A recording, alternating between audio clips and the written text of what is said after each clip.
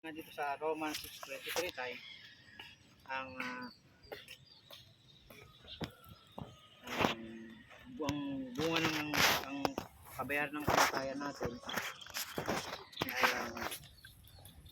sabi ito sapagkat ang kabayaran ng kasalanan kamatayan tatagpuan ang kaloob na walang bayad dito ay buhay na walang hanggan kay Kristo na ating Panginoon. Ayan, pagka yun nga siya tinanggap mo kasi tayo pag once na matay tayo harap tayo sa Panginoon Diyos sa taas, sa langit, siguro man agad tayo kung tayo ba ay mababa impyerno or sa Panginoon Diyos dahil tayo ay kasalanan na tayo.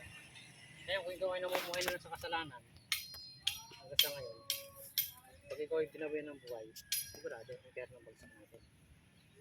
Kaya habang tayo ng buhay tayo, tanggapin natin ng Panginoon Diyos bilang ating tagapagligtas, bilang ating Panginoon, at siya lamang ang ating Diyos. Kaya mga tayo, pagkatapos ng kamatayan, kabayaran ng kasalanan natin ay kamatayan. Pagkatapos nito ay ang paghukom. Kaya Diyos yung dala. Ayan dito sa James 4:14. Basahin natin yan para alam mo tayo para dito.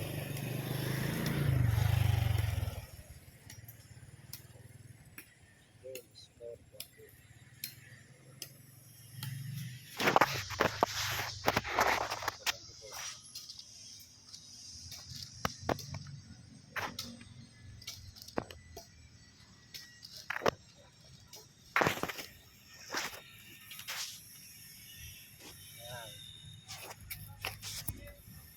Ayan dito sa ayan. Ito nga ayan dito hindi tayo nakakaalam kung ano ang mangyayari sa atin ngayon bukas, makalawa kapagkat ang Diyos lamang ang nakakaalam. Sabi dito sa James sa Santiago 14 Santiago 4:14 tayo nga hindi nakakaalam ng mangyayari bukas ano ang inyong buhay. Kayo ay isang singaw. Sandaling panahon ay lumilitaw pagkadakay ay napapawi. Hindi mo tayo. Tayo ay sandali lang tayo dito sa mundo. Ngayon, bigla tayo mawawala tayo. Ngayon at least ikaw, alam ko tumanggap mo ng Panginoon Diyos yung buhay. Dito na tayo, nagsimula na tayo. Ito ang totoo tayo. Ito, ang salita ng Diyos na dito ang totoo tayo. Ito ang makapagligtas sa atin sa mga nagawa natin. Karanasan sa buhay. Kasalanan. Ayan ang maliwanag dito, tayong ay sandali lamang na lilitaw sa mundong ito. Pagkatapos tayo, bigla tayong sinuan parang bulang na mawawala. Ayun, sinusunod ka ng ganun-ganun na lang napapayag ka na wala kang ginawa sa Panginoon. Hindi mo ito pinagsipuan. Diba? Impyerno ang pabagsakan natin. Kaya habang buhay pa tayo, malakas pa tayo, makapaglingkod tayo sa Panginoon Diyos. Ito, papasahin ka na ito. John 14:16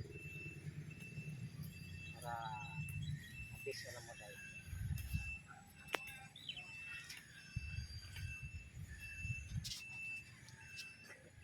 John 14:15 pa.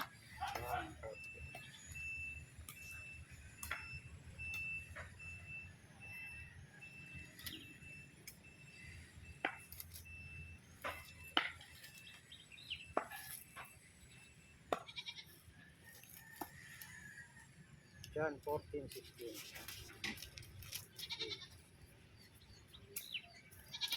Sabi dito, at ako'y dadalangin sa Ama, at kayo'y bibigyan niya ng ibang mga aliw upang siyang sumapakailanman. Suma sa inyo, sa atin magpakailanman. Yan nga, tayo dadalangin sa Panginoon Diyos kaya atin tinanggap na ang Panginoon Diyos ay laging nasa atin. Kaya ito ang ating kaligtasan, Panginoon Diyos. Acts 30:31. Sabi sila, 190.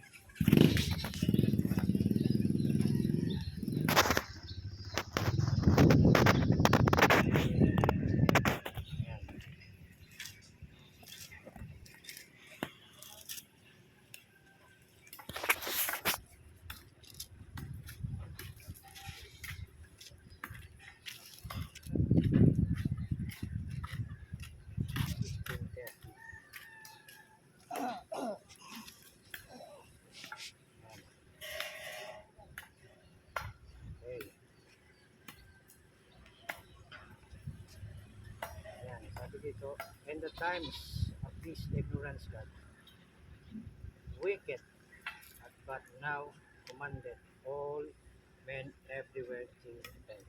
Ayan. Ang mga panahon na kahangalan ay pinalipas na nga ng Diyos. Tatapwat ngayon pinag-uutos niya sa mga tao na magsisisi silang lahat sa lahat ng dako. Ayun, tayo nga dapat ay magsisi sa ating kasalanan. Pagkat tayo na kasalanan, alam natin yun, sa sarili natin tayo ay makasalanan.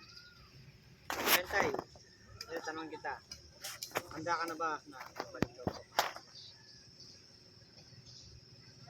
ay, hindi mo na siyang tanggapin. Tanggap naman eh. Hindi, iba yung talagang kusang loob na sa puso na magdidikong ka sa nakahanda ka na ba tayo?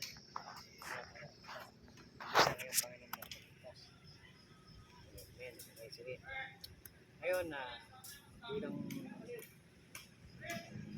binanggap mo sila yung tagapagligtas, ngayon ikaw ay handa nang sumunod sa kanya para patuloy.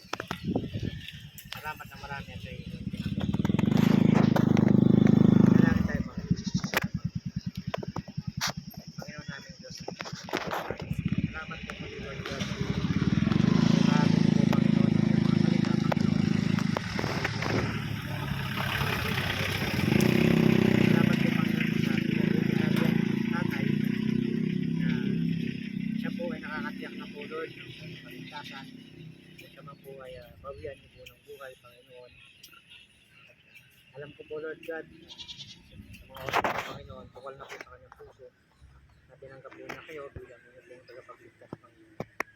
Kaya naman po Lord God, taos puso po ko at buong kababayan lang nagpapasalamat. Binigyan niyo po ng panahon Panginoon. Oras Panginoon, tatay ay makakilala.